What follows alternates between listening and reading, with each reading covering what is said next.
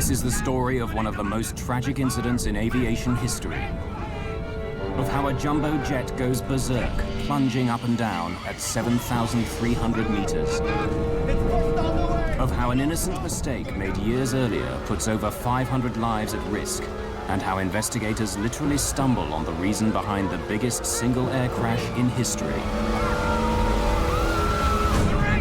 Japan Airlines Flight 123 is uncontrollable. Next. 3,000?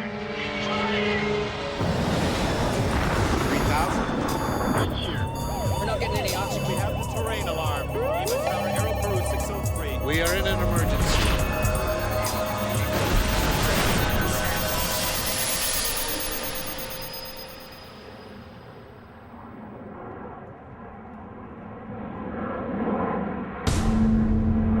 This may be the last video ever taken of Japan Airlines Flight 123. It's late summer, and millions are traveling home for a traditional Japanese holiday. Something exploded.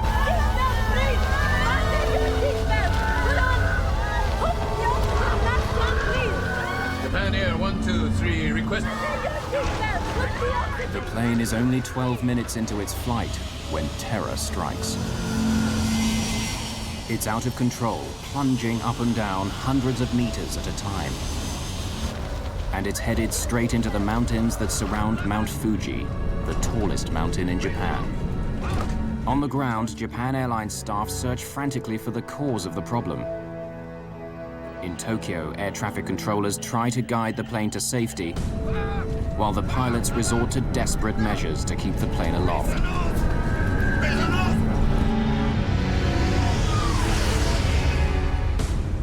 Tokyo, Japan, August the 12th, 1985. In most of Japan, it's the eve of Obon, when people traditionally honor their ancestors, often returning to their place of birth for family reunions. Tokyo's Haneda Airport is crowded, with thousands trying to get home. On the tarmac, jumbo jets are lining up. Air travel is so popular here that Japan Airlines has to use 747s even for its short internal flights. Tokyo Area Control handles all aircraft over central Japan, including those on their way to and from the city's two big airports, Haneda and Narita. It's 6 o'clock in the evening, but the rush won't be over for hours. Crowded passenger lists and busy controllers make it a typical holiday weekend. Roger, approved as you request. Cathay 456, turn right on heading 250, climb and maintain flight level 240. At Haneda Airport, Japan Airlines Flight 123 is boarding.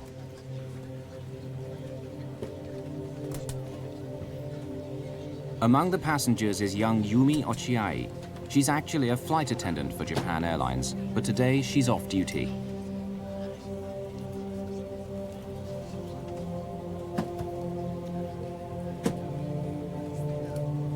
Yumi takes a seat, 4 rows from the back of the plane. At 6:12 in the evening, Flight 123 takes off, heading for the industrial city of Osaka, 400 kilometers to the west. It's filled almost to capacity, 509 passengers and a crew of 15. Japan Air 123, contact Tokyo departure. Roger, Japan Air 123. Air 1. Captain Masami Takahama is 49 years old and one of the airline's senior training captains. On this flight, he'll be handling the radio and keeping an eye on the first officer, who's sitting in the captain's seat. Yutaka Sasaki is flying the plane. He's hoping for promotion to captain. Hiroshi Fukuda, a veteran flight engineer, is the third man on the flight deck. Tokyo departure, Japan Air 123. Passing 800. JAL 123's route will take it south over Enshu Bay, then southwest along the coast, until finally taking a sharp right turn to land in Osaka. The flight will take 54 minutes. Flight 123 is leaving Tokyo behind, climbing to 7,300 meters. 12 minutes into this short flight, the plane's black box shows that all is going well. Hello, Pet. What's the problem? Someone wants to go to the restroom. Shall I let him? The plane's black box records a routine request from a passenger. He wants to use the bathroom before the seatbelt light is turned off. Careful, please. An ordinary request on a routine day.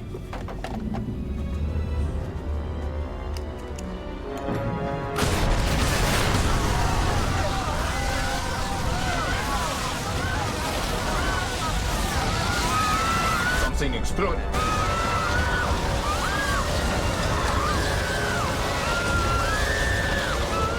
Air is rushing out of the cabin. The oxygen masks drop down automatically when the air pressure falls.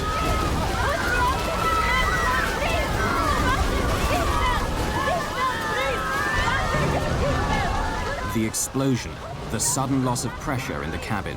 There must be a hole in the aircraft. Gear door. Check gear. Gear. What? Check gear. Gear. The pilot's first thought is that the landing gear doors have blown off. Squawk 77. 7700 is the emergency code. When the crew radios this code to the ground, air traffic control will know the plane is in trouble.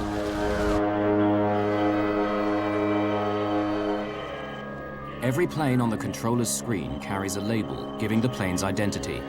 Suddenly, the label beneath Flight 123 changes. Someone in the cockpit has keyed in the emergency signal.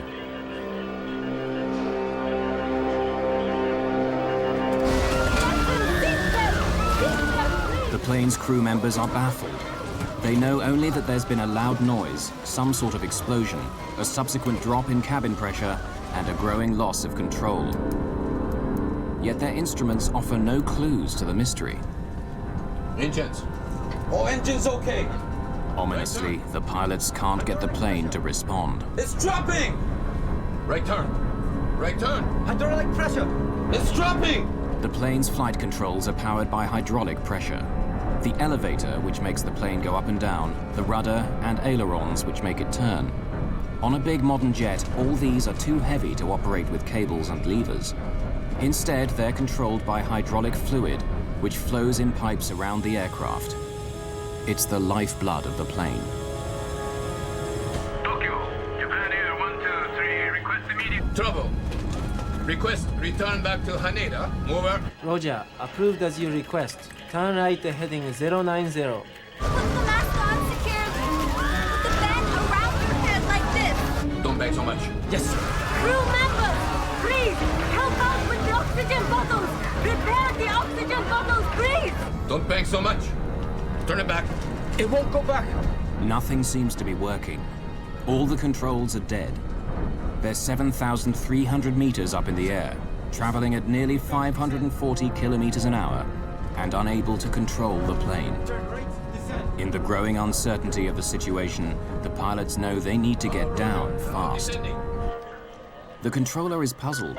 Instead of making the anticipated 180-degree turn back to the airport, the plane now veers off its course, but not towards Haneda. No. No, 123. Negative. Please confirm that you are declaring emergency. That's right? That's affirmative. Request the nature of your emergency. Hydraulic pressure all lost. All lost. No, look. All lost. Yes. The company, please make a request to the company, please. You want to make a fuss? The crew seem paralyzed and don't radio the airline or answer the tower. The officials on the ground don't know that the plane has lost its hydraulic power, but their screens tell them it's flying erratically and is possibly out of control. Right turn, descend. Look at his altitude. Up and down, up and down. But now, uncontrolled. Put your heart into it or it'll stall. The hydraulics failure has caused a serious problem. For the last few minutes, the plane has begun flying in an alarming pattern. First, it climbs steeply, then tips over and goes into a terrifying dive of 1,200 meters, only to level off and begin to climb again. This repeats itself over and over again. The pilots cannot understand this bizarre behavior, and they are powerless to stop it.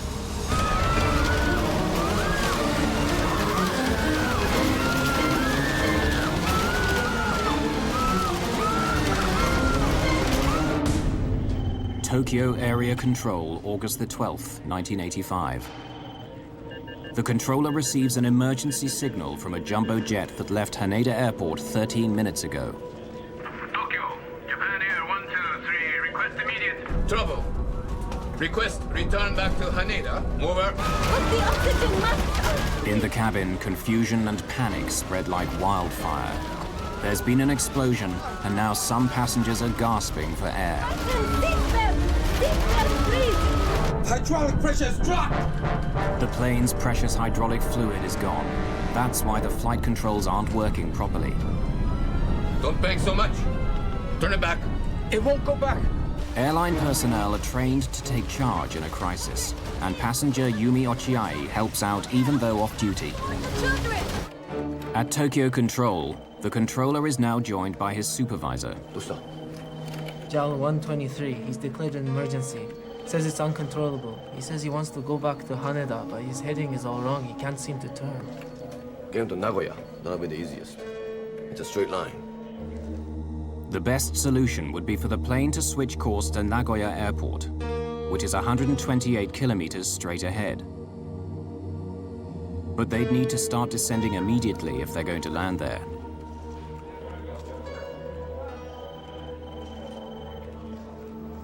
Right, your position 72 miles to Nagoya. Can you land at Nagoya? Negative. Request back to Haneda. It's a longer runway.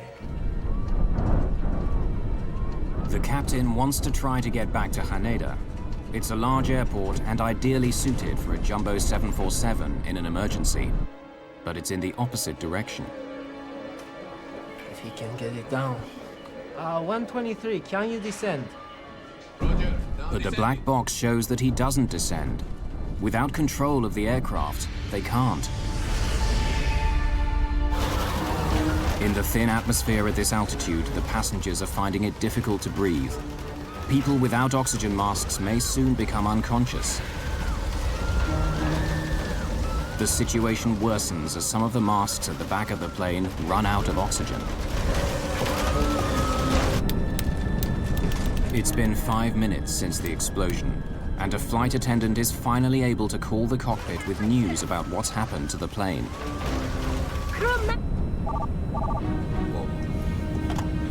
Yes, what is it?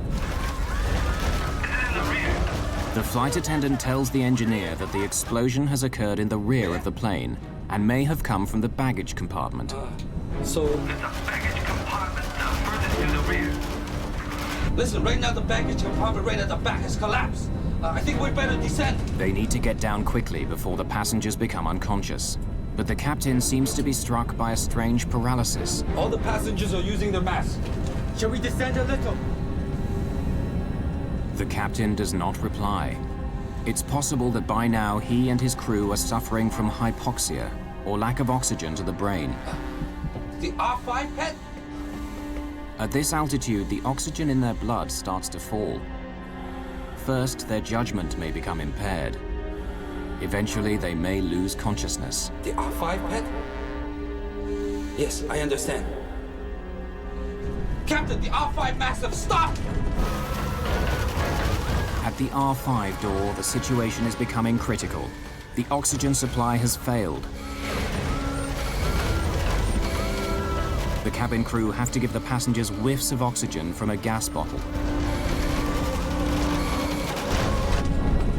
Still, the captain and his crew seem to be drowning in confusion. I think we better make an emergency descent. Yes. Shall we use our mask too? We better. I think we better use the oxygen mask.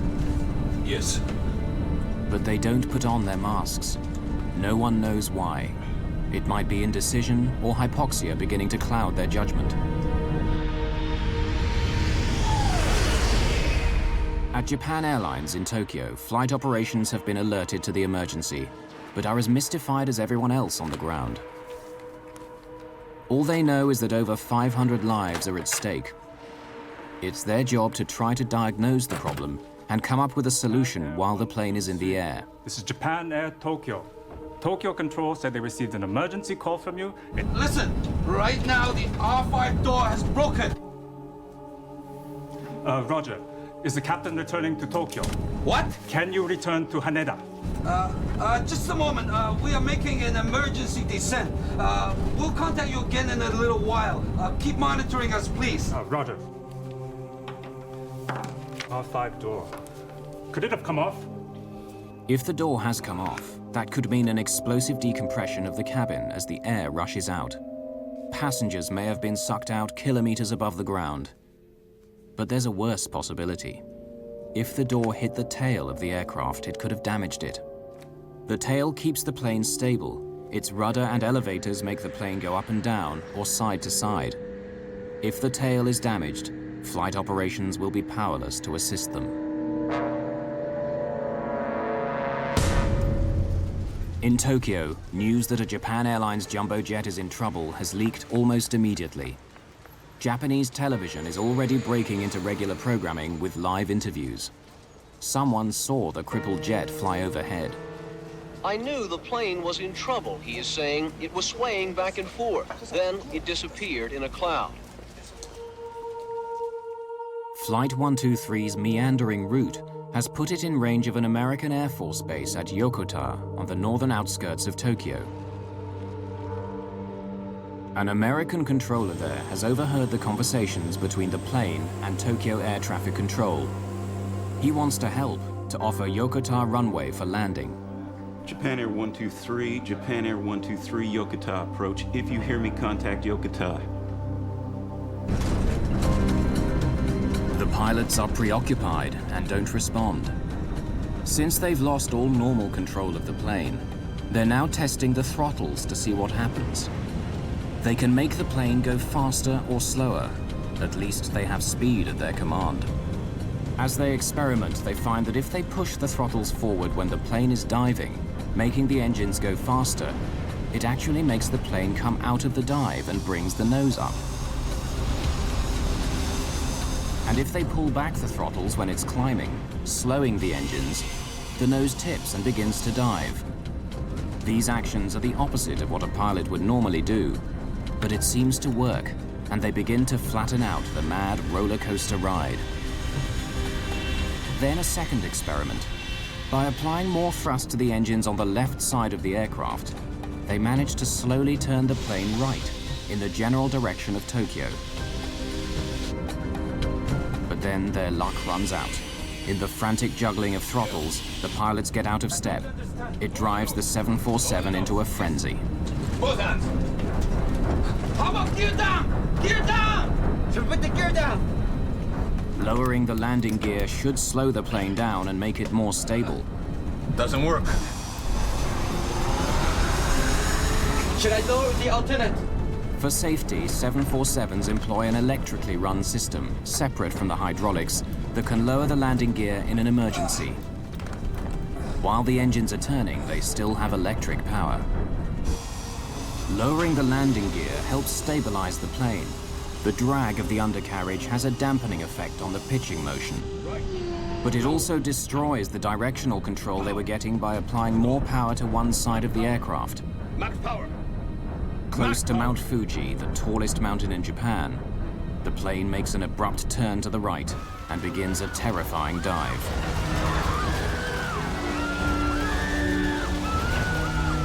The plane is falling at 900 meters a minute, twice the normal rate of descent. We're going down. Heavy. Is the wheel all the way? All the way! It's all the way! Heavy. Hit the gear down! Gears down! There is no need for alarm. The plane's black box records the flight attendant still trying to calm the passengers. Japan Air 123, uncontrolled. Right, he's gonna hit the mountain. Tokyo Control, good day to you, sir. This is... All station except the Japan Air 123. Keep silent until further advised. Uncontrollable! Understood. Do you wish to contact... Stay with us, please. Stay with us. Just as suddenly, the plane comes out of its dive. They've dropped over 3,000 meters. They're now in amongst towering mountains, but at least there's more oxygen at this altitude. The pilots have been fighting the plane for an intense 22 minutes since the explosion. This may be hopeless. The hydraulic fluid is all gone. It's uncontrollable. Hey, mountain! Up! The ring! Yes! Ring! Good eat the mountain! Max power! Applying maximum power in order to lift the nose is their only option. We're gonna hit it! Right! Right! Right! Power! Power! Keep trying!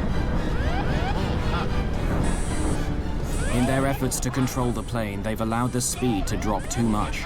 To escape the mountain, they need maximum power to generate more speed and more lift. Gaining speed! Stick with it! Stick with it! It's first on the way! We're losing altitude! Go lower the nose! It's lowering! We're going down! The passengers grasp the seriousness of the situation. Many of them prepare for the end. But increasing power to avoid the mountains has caused the plane to resume its wayward up and down motions.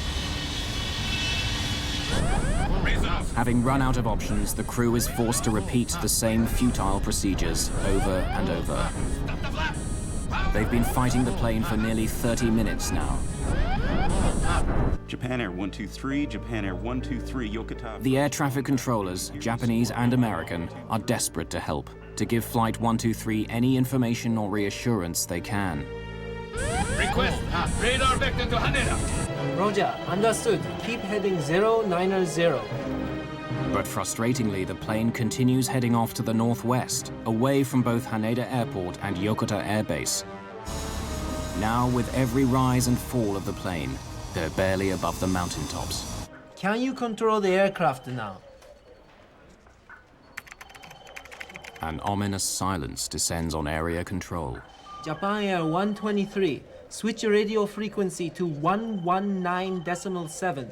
119.7, please. They try changing radio frequency. If you can, change the frequency to 119.7. There is no reply. If you read come up on 119.7, we are all ready.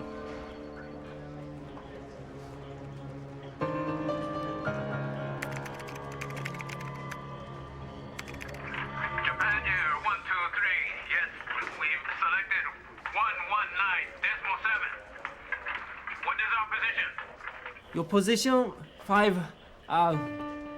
4-5 miles northwest of Haneda. In the tensions of the moment, the controller is a bit confused and mistakes the plane's distance from Haneda.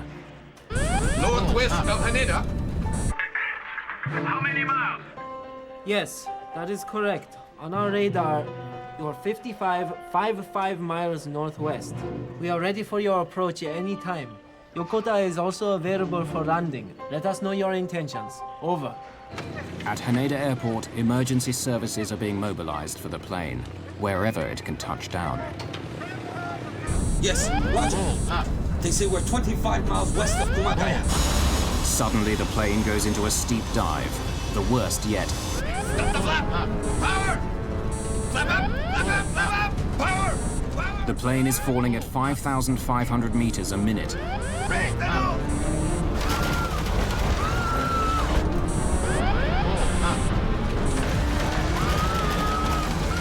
Flap up! Flap up! Flap up!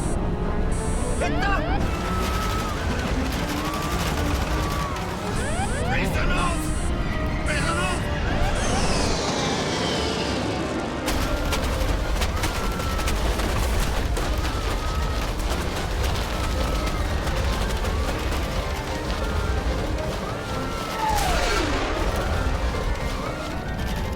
Raise the nose!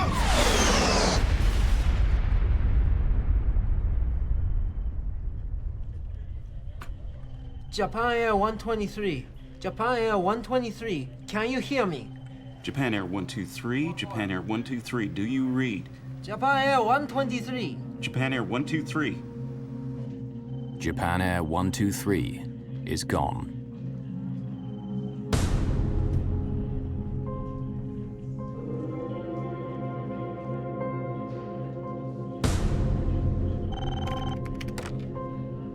At Tokyo Control, they've lost contact with a Japan Airlines jumbo jet full of passengers.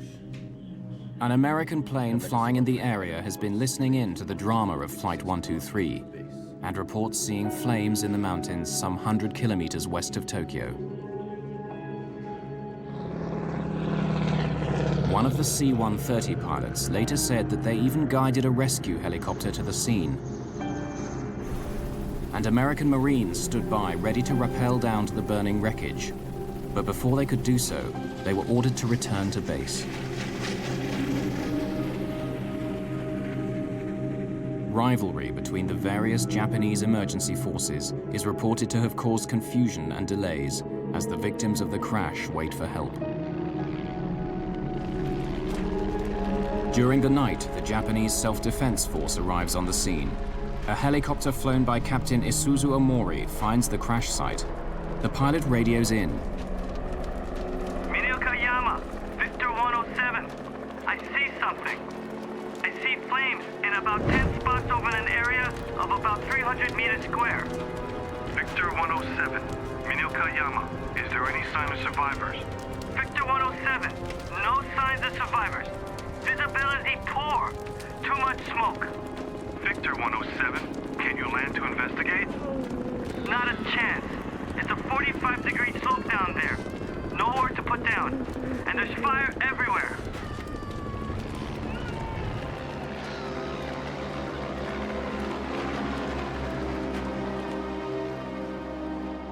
Seeing no sign of survivors and unwilling to risk a landing at night, Captain Omori returns to base.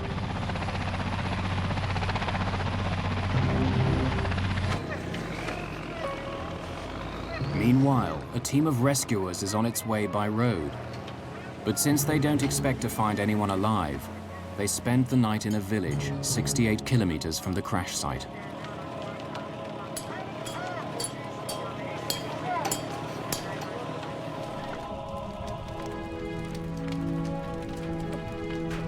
At the crash site, the passengers of Flight 123 lie dying.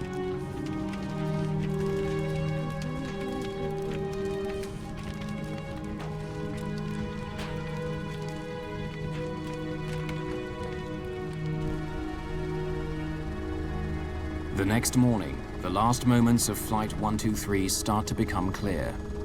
The 747 sliced a path through the trees near the top of Mount Osutaka, one of the mountains north of Mount Fuji. The plane finally hit a ridge several hundred meters further on and exploded. The wreckage and passengers then tumbled down the steep side of the mountain. It's now 14 hours after the crash, and the Japanese Self-Defense Force rescue team arrives at the scene.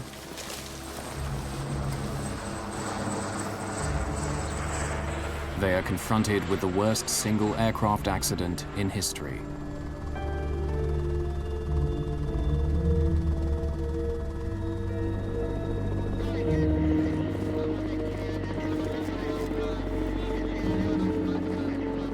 They're shocked to find a survivor.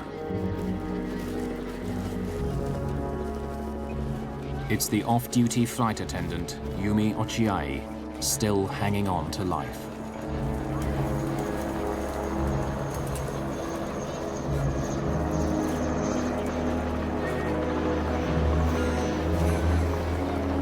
And she is not the only one. Rescuers find a 12-year-old girl wedged in the branches of a tree and airlift her to safety.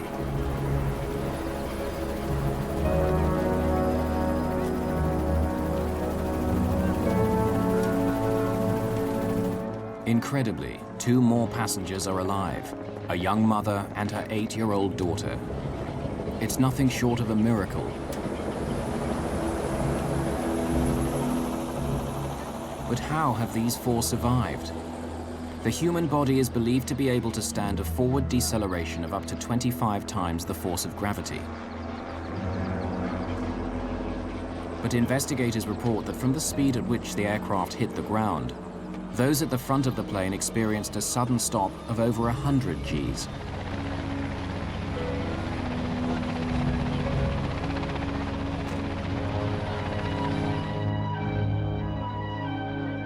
The 4 survivors are hurried to a hospital in Fujioka City.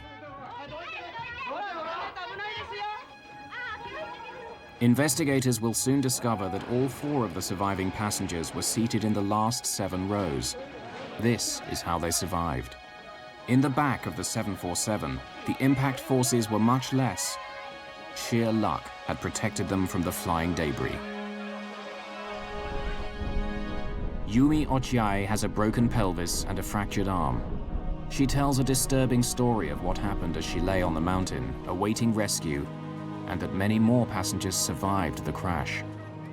After the crash, I heard harsh panting and gasping noises from many people. I heard it coming from everywhere, all around me. There was a boy crying, "Mother." I clearly heard a young woman saying, "Come quickly." Suddenly, I heard a boy's voice. "Okay, I'll hang on," he said. It sounded like the voice of a boy of about school age. In the darkness, I could hear the sound of a helicopter. I couldn't see any light, but I could hear the sound, and it was quite near too. "We'll be saved," I thought, and waved frantically. But the helicopter went farther away. "Don't go," I waved desperately. "Help," but it faded. I could no longer hear the voices of the boy or the young woman. It's clear now that many died in the cold night air, waiting for rescue. The crash of this jumbo jet would normally be a strictly Japanese affair, but it sets aviation alarm bells ringing around the world. Only weeks earlier, an Air India 747 had gone down in the Atlantic, killing 329 people. Now another 520 dead. Was there something wrong with the 747, the world's biggest jet? Could there be some unknown design fault? There were some 600 747s flying worldwide. A problem with the plane would have grave consequences for aviation. Ron Schleid, a top investigator with America's National Transportation Safety Board, the NTSB, was assigned the case. So it was a very big concern on our part about whether there was a problem with the 747, an airworthiness problem. And so we had to jump on this very quickly to learn what happened. At the Washington headquarters of the NTSB, the chairman was extremely concerned of the potential consequences for world aviation. He wrote a personal note to his opposite number in Japan, begging him to invite the NTSB to join the investigation as guests. During the late 70s and 80s, Ron Schleid was involved with many of the major foreign investigations for the NTSB.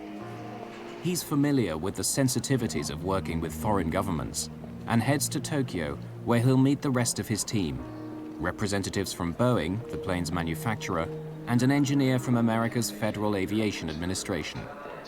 When I arrived in Tokyo, the atmosphere in Japan was extremely stressful. The news media were everywhere. There was a tremendous amount of anger. Once in Japan, Schleid found that the local Japanese police had taken over the investigation and were treating it like a crime scene, diligently observing his team's every move. Everyone was considered suspicious. Japanese airline personnel, Boeing personnel, were considered suspicious. They weren't even allowed to go to the accident site. Schleid had to wait for 2 days before the Japanese authorities would allow him to visit the site. I was able to convince the Japanese to allow us to take Boeing people to the site with the stipulation that the Boeing people stuck very close to us, and we supervised them while they were on scene. They could not operate on their own. Schleid found that to gain access to the site, the Japanese had quickly constructed helicopter landing pads.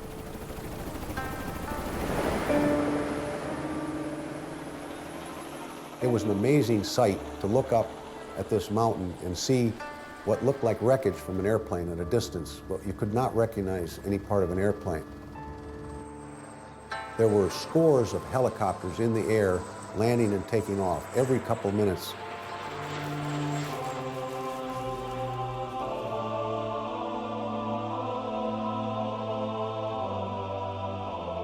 Amidst the wreckage of JAL 123, Schleid found that some families of the victims had managed to scramble to the remote mountain site on foot and build shrines to their loved ones.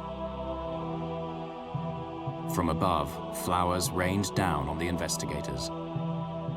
I recall these big white, I believe they were Chinook helicopters, flying over, and there were families aboard the helicopters looking at the accident site. They were quite high, and they were dropping flower petals down onto the accident site.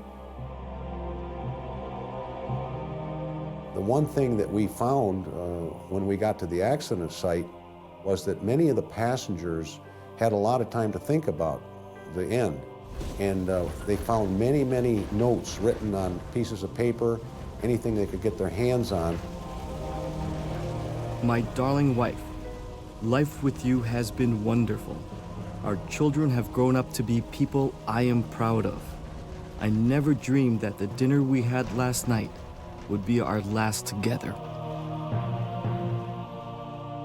Passengers were able to think and realize that they were out of control and maybe going to crash, so they wrote notes to their loved ones and left them in the back of the seats or in their pockets.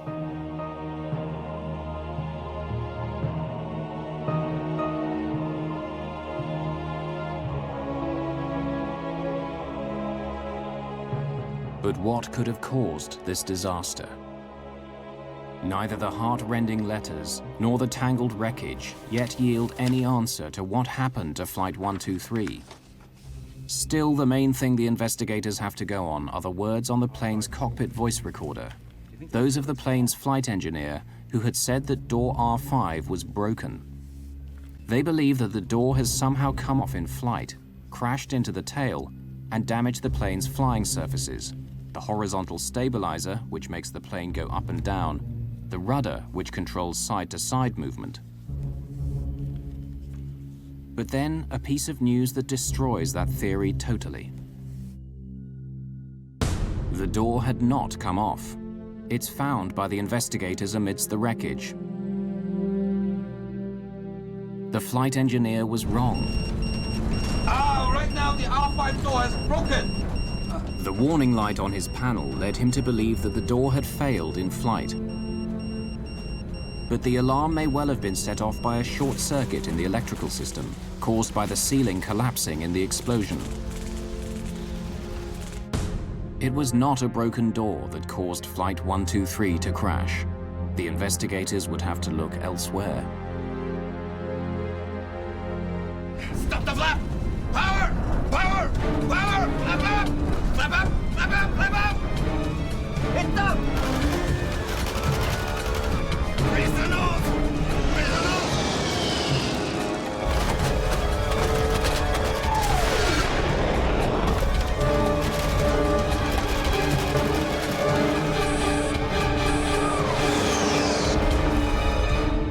Japan Airlines Flight 123 has crashed into Mount Osutaka, taking hundreds of lives. Investigators are worried about a hidden fault in the Boeing 747. They need to find the cause of this crash quickly.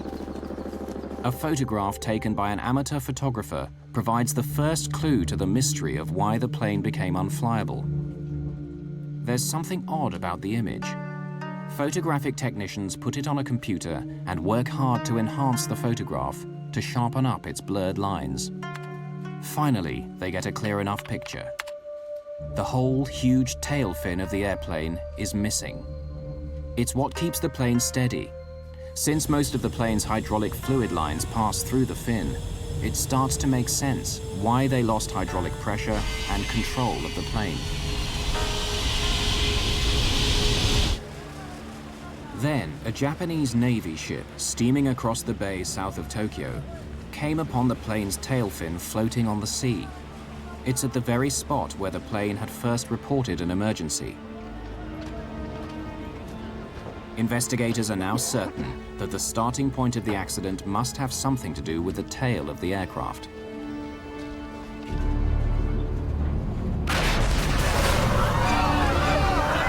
They review the known facts. Something had caused the ceiling at the back of the plane to collapse. There had been an explosive decompression of the aircraft. Whatever it was also ripped off the tailfin and the main hydraulic lines with it, making the plane uncontrollable. This may be hopeless. The hydraulic fluid is all gone. Lost. Explosion, decompression, loss of the tailfin and hydraulic failure. The investigators need to find out what links these four elements together.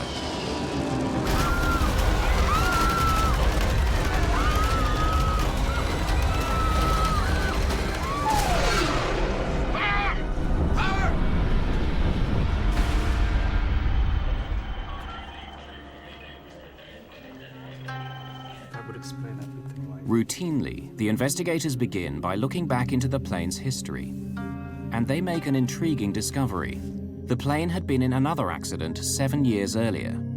The pilot landed the plane with its nose too high. The tail struck the ground and scraped along the runway. There had been a repair to the rear part of the airplane, including the rear pressured bulkhead. All modern jets, aircraft, when they climb, they have to be pressurized to keep the cabin to a reasonable level for the passengers. So let's take a 747. When the 747 is on the ground, it's actually somewhat oval-shaped. And as it climbs and pressurizes, it becomes more circular. The rear pressure bulkhead is like a huge metal umbrella lying on its side at the very back of the plane.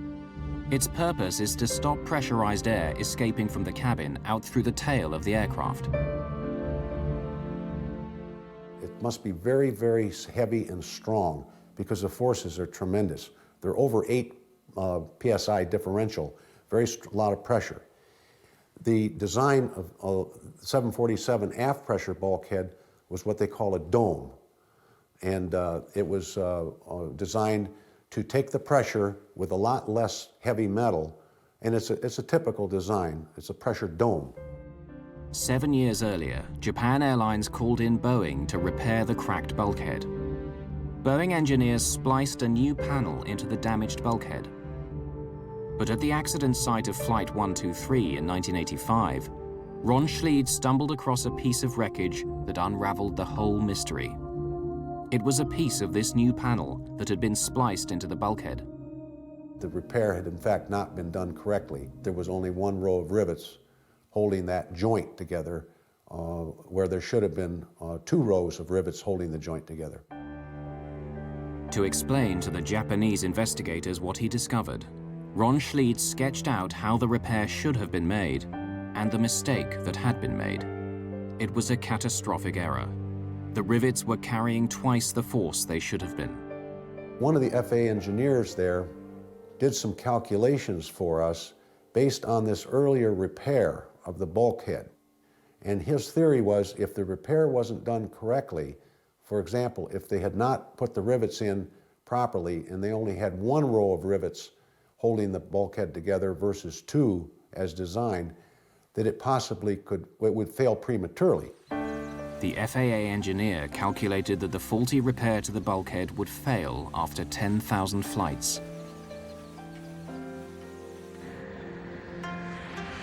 From the moment the repair was done, it was simply a matter of time. The investigators found that a simple human error had led to this. Raise the nose! Raise the nose!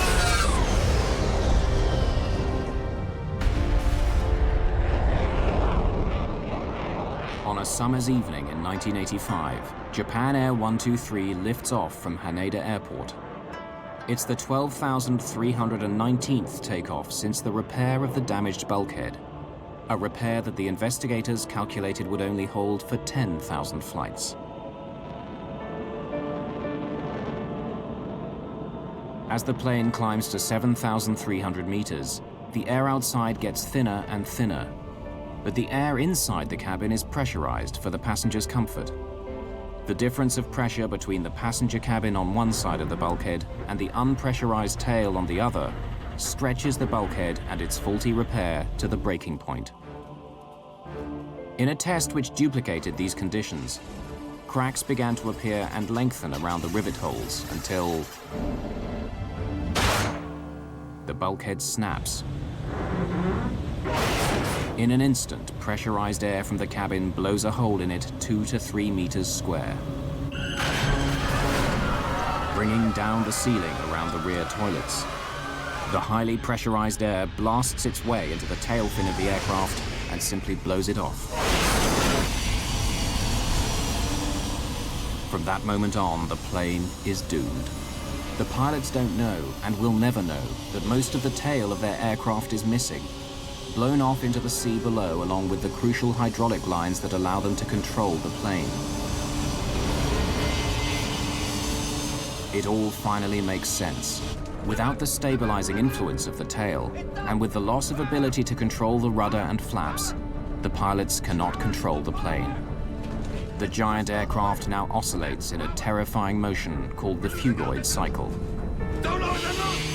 As the nose drops into a shallow dive, the plane gathers speed, which generates lift. The nose rises again, and the plane begins to climb until it loses speed, tips over, and begins to fall again. The whole cycle repeats itself over and over again. Flight 123 is now plunging up and down in terrifying dives, sometimes several hundred meters at a time. It really could be considered a miracle that the pilots were able to keep the airplane flying for 30 minutes or more after having lost all the hydraulics in their flight controls. But it kept circling and eventually worked its way into the mountains, and it became impossible for them to land. There was no real alternative for them at all, except to fly as long as they could and hope for some miracle, which never occurred. Lower the nose. Lower the nose. Yes. Both hands. How about gear down? Gear down! Put the gear down! To understand what the pilots were up against, 4 hand-picked flight crews were placed in a simulator and confronted with the same situation. Not one of them could land the plane. The pilots of Flight 123 managed to keep their plane in the air for 30 minutes, much of it among high mountains. An amazing feat of flying.